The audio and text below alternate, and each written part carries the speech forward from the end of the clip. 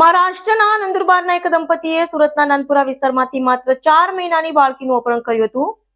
આ લોકોનો હેતુ માત્ર એટલો જ હતો કે ખોળામાં બાળક હોય તો લોકો દયા ખાઈને વધુ ભીખ આપે. જોકે સુરત પોલીસની સતર્કતાએ આ ભિખારી ગેંગના મનસૂબા પર પાણી ફેરવી દીધું છે. મૂળ દાહોદના અને હાલ સુરતમાં ફૂટપાથ પર રહી મજૂરી કરતા નીતાબેન ચંદાણા પોતાની 3 માસ અને 23 દિવસની બાળકીને લઈને નાનપુરા મટન માર્કેટ પાસે બેઠા હતા.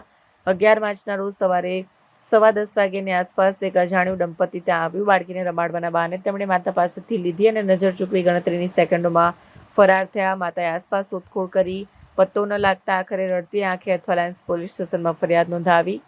ભોગ બનનાર માતા નિરક્ષર હોવાથી તે આરોપીઓનું સ્પષ્ટ વર્ણન આપી શકતી નહોતી. બાળકી એટલી નાની હતી કે પોલીસ પાસે તેનો કોઈ ફોટો પણ નહોતો. અજાણ્યા વિસ્તારમાં બાળકી સાથે કોઈ અઘટિત ઘટના ન બને તે માટે પોલીસ કમિશનર દ્વારા કડક સૂચના આપવામાં આવી અને ટીમ બનાવાઈ. તપાસ દરમિયાન અથવાલાઇન્સ પોલીસના સર્વેલન્સ સ્ટાફને ચોક્કસ કડી મળી કે આરોપીઓ ટ્રેન માર્ગે બારડોલી તરફ ગયા હોઈ શકે છે. સમય બગાડ્યા વિના પોલીસ અધિકારીઓ જે ટ્રેન સામે આવી તેમાં બેસીને બારડોલી પહોંચ્યા. બારડોલી રેલવે આઉટપોસ્ટના જવાનોની મદદ લઈને સ્થાનિક ખબરખબરીઓની સક્રિય કરવામાં આવ્યા. બાતમી મળી કે એક દંપતી રેલવે પ્લેટફોર્મના છેડે આવેલી ઝાડીઓમાં છુપાયેલું છે. પોલીસ ત્વરિત તરાપ મારી આરોપી મીના વસાવા અને સુનિલ વસાવાને દબોચી લીધા. બાળકીને તાત્કાલિક સુરક્ષિત કબજે લઈ બારડોલી પ્રાથમિક આરોગ્ય કેન્દ્રમાં તપાસ માટે મોકલાઈ, જ્યાં તે હેમખેમ હોવાનું જાણવા મળ્યું. આરોપીઓની પૂછપરછમાં ચોંકાવનારો ખુલાસો થયો છે કે તેઓ પ્લાસ્ટિક વીણવાની સાથે ભિક્ષાવૃત્તિ પણ કરે છે. તેમને એવું લાગ્યું કે જો તેમની સાથે નાનું બાળક હશે તો મુસ્લિમ વિસ્તારોમાં રમઝાન દરમિયાન અન્ય જગ્યાએ લોકો દયા ખાઈને વધુ પૈસા આપશે. આ ઘટનાએ શહેરમાં ભીખ માંગતી ગેંગ અને બાળકોના ઉપયોગ અંગે ચિંતા જગાવી છે.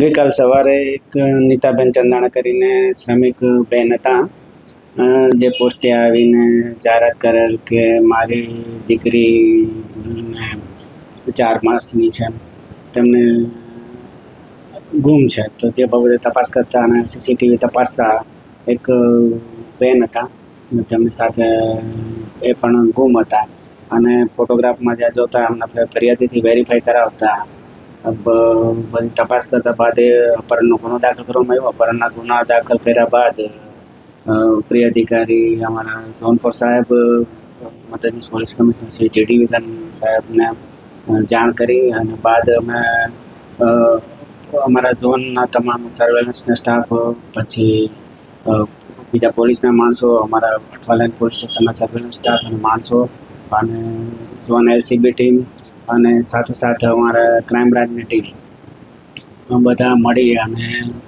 સીસીટીવી ફૂટેજ ચેક કરવામાં આવ્યા. સીસીટીવી ફૂટેજ ચેક કરતાં જે શંકાસ્પદ મહિલા હતી તે અલગ અલગ એક સાથે એક પછી એક 3 રિક્ષામાંથી અલગ અલગ ગલીઓમાંથી થઈ ચેન્જ કરી અને બધા ફૂટેજ અમે ચેક કરતાં આગળ જતા દરમિયાન બીજી ટીમો અમે રેલવે સ્ટેશન અને બસ સ્ટેન્ડના ફૂટેજો ચેક કરાવ્યા અને તપાસ કરતાં છેલ્લે ફૂટેજ અમે જોતા અમે આગળ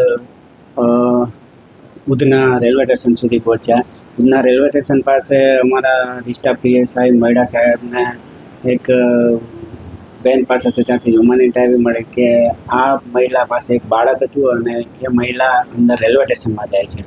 રેલવે સ્ટેશન ઉપરથી તપાસ કરતાં તે જે ટ્રેનમાં બેઠા છે એ ટ્રેનથી આગળ બારડોલી સાઈડની રેલવે પોલીસની મદદ લઈ અને ખ્યાલ પડ્યો કે બારડોલી સાઈડ આ બેન ઉતરા છે. એટલે ત્યાં જઈને તપાસ કરી, રેલવે પોલીસની મદદ લીધી અને જગ્યાના આજુબાજુના માણસની પૂછપરછ કરીને ત્યાં જગ્યા ઉપર બંને આરોપી અને આ જે 4 માસની જે દીકરી છે એ મળી આવ્યા અને ત્યાંથી બંને આરોપીને લઈ અને આવ્યા છે અને એમને અટક કરવામાં આવ્યા છે અને દીકરીને એની માતાને સોંપવામાં આવેલ છે અને દીકરી હાલ તંદુરસ્ત છે.